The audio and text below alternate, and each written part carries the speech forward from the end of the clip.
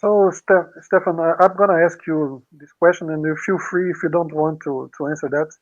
But you did the first race for Tiro in 1985. Then you had an invitation. I must imagine it was a surprise for you to be invited to drive for Ferrari from the store you own. Can you give us any details of? It's been 4 years now, but even today, people don't know exactly what happened because Ferrari took away René Arnoux and they brought you in. Do you have any information about that situation? Why they changed the driver and why they went after you? How did it come for you this invitation? Can you remember us a little bit Yeah, about those days? And yeah, feel free to say whatever you want. yeah. Well, I don't know, and I don't know. I haven't spoken to anyone yet who really know the background to what happened with Rene. Uh, I've no idea what caused whatever they did, but I'd been in contact a little bit with Ferrari beforehand, previously because they they, they kind of just checked in every now and then, and sort of so we talked about maybe doing a test or something later in the year. This was, when the whole thing was up in the air with Tolman and everything too. And then I got a phone call literally out of the blue from Marco Piccinini, uh, like a week, about a week or maybe 7, 8 days before the Portuguese Grand Prix, which was the next race after Rio. Uh, and he said, I'm in London. Are you in London? Because I lived in London at the time. Uh, are you in town? Do you have time to meet up?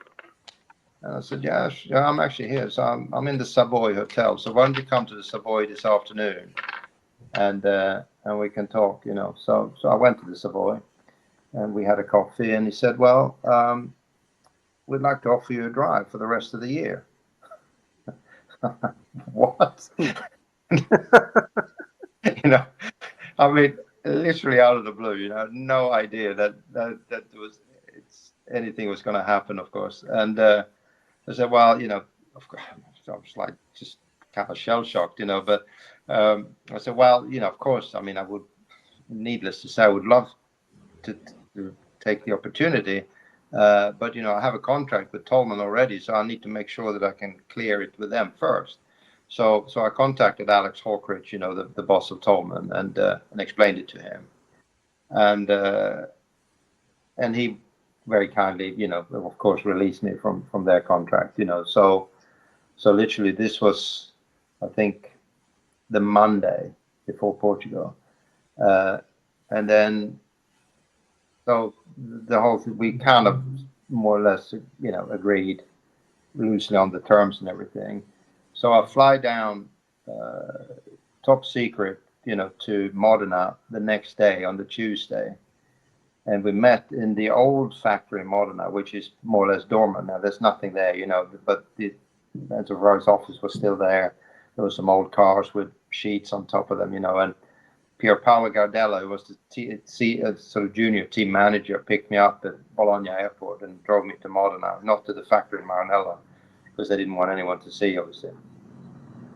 And we arranged to meet there, and the old man is in his office, and Piccinini is there, Piero Ferrari, and they, it was like 5 o'clock in the afternoon, something like that, because the sun was starting to go down. And this is like typical Ferrari, not arranged in any way, but just how things happen there.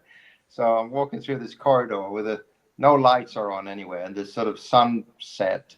The lights are, it's like a Fellini movie, with all the photographs of Sterling Moss, Fangio, Nuvolari, all the big Very heroes. poetic. Walking, and I mean, I'm having goosebumps walking through this corridor. We can Into imagine. Ferrari's room, where he's sitting in the back, no lights on still. All you can see is his silhouette, it's just surreal, the whole thing, So we end up when we sit there and they talk, in Italian back and forward a little bit, ask a few questions like this. And then he asked me, and Piccinini had to translate. Mr. Ferrari is asking if you're hungry.